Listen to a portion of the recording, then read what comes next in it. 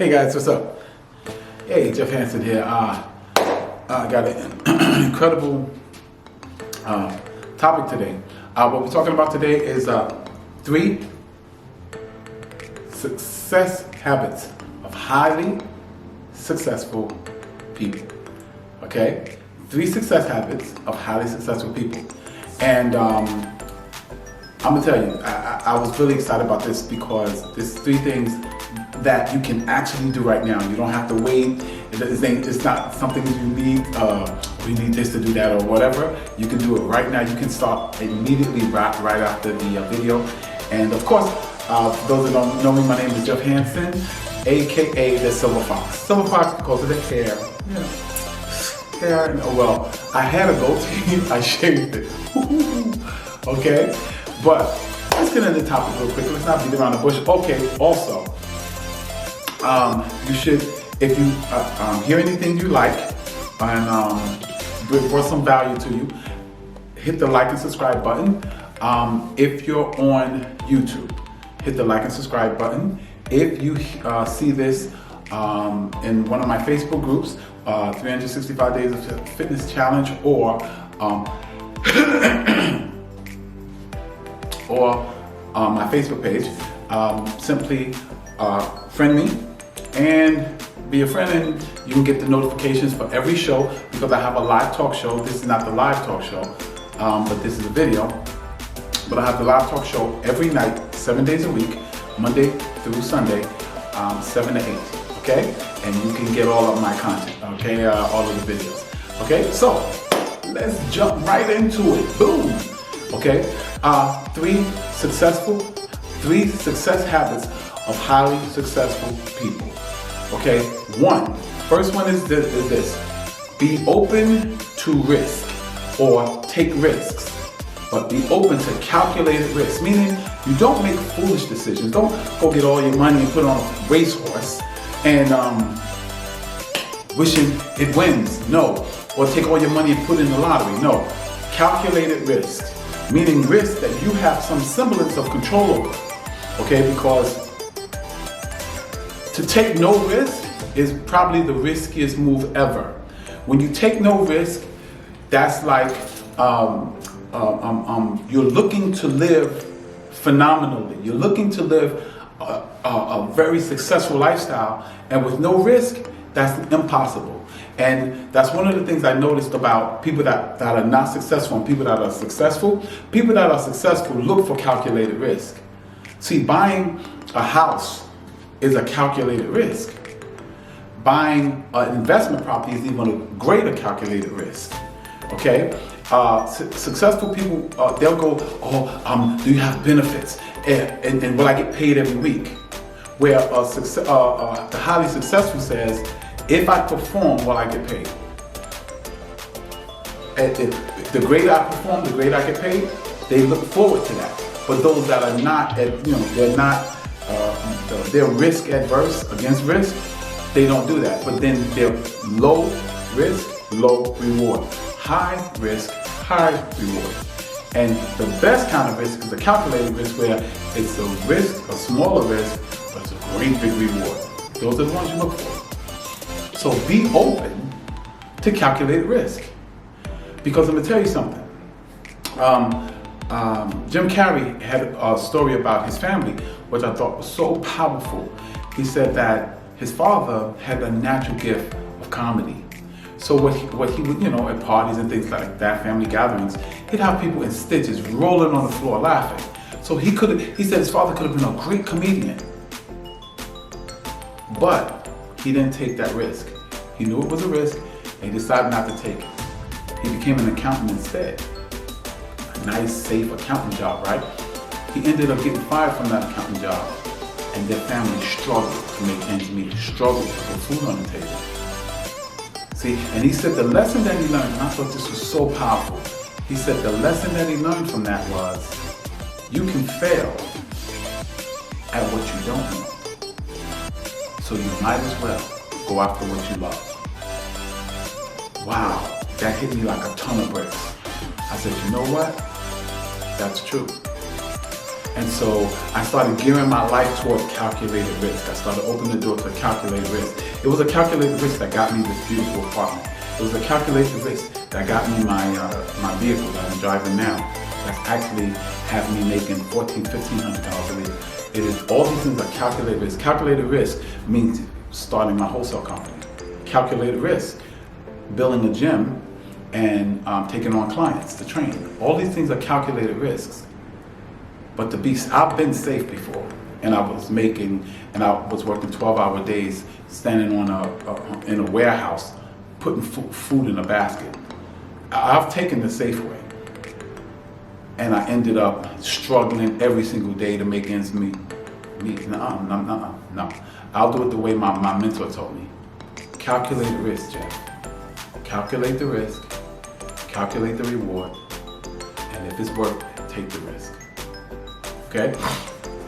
2.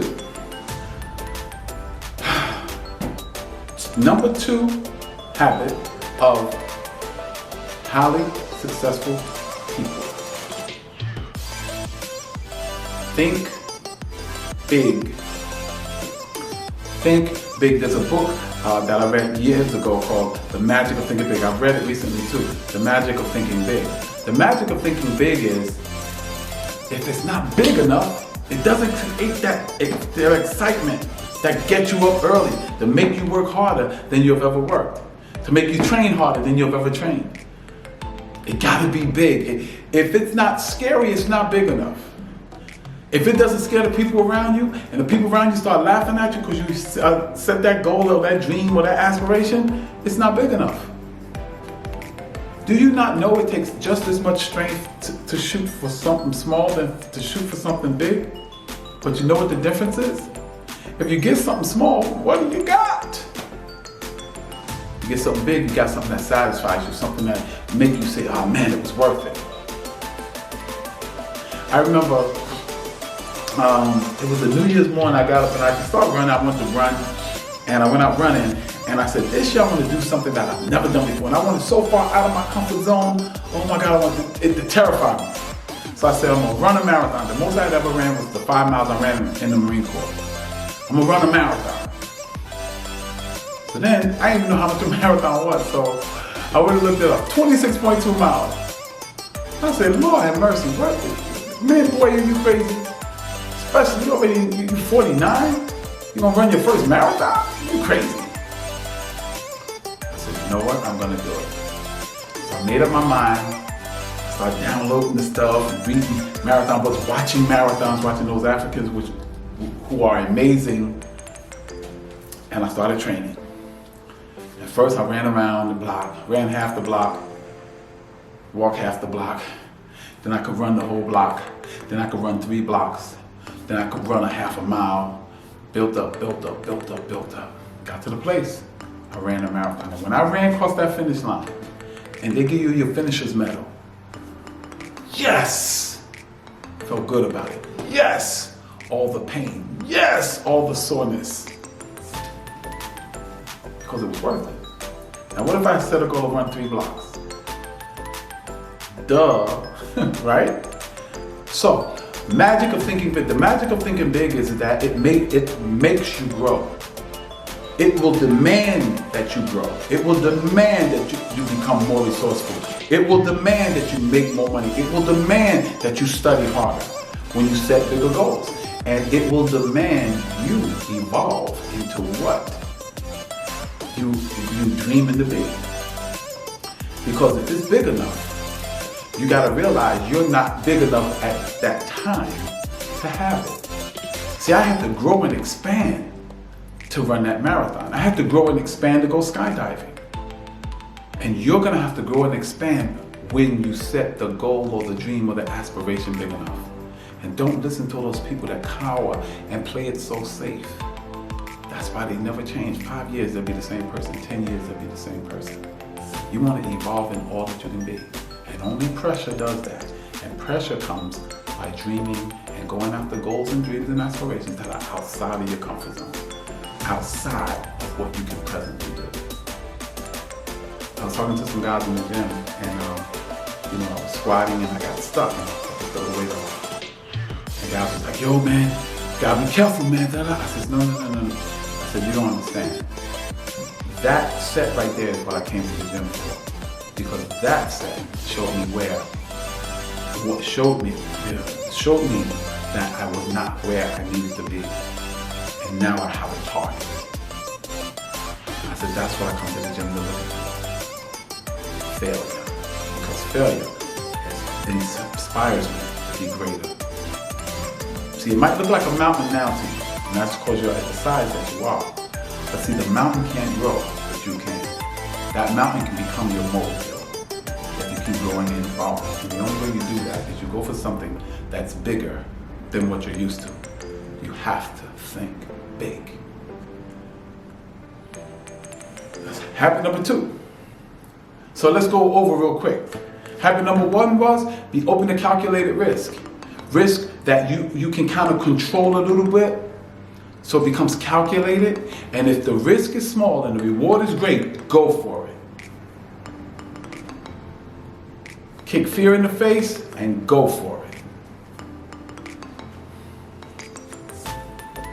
Feel the fear and do it anyway. What's number 2? Thinking big. You have to think big. There's magic and there's boldness in big thinking. And it will create in you a desire to be a bigger person. And the bigger and greater you become, the bigger and greater you can build your life. Okay, let's go number 3. And number 3 is the one, oh my goodness, I struggle with it. I struggle with it now even. But I gotta get better and better and better. It's gonna make me keep growing. It's gonna make me keep coming. So I can grow into all that the Creator has put in me. And I can access all that great potential. And that is writing it down. Woo!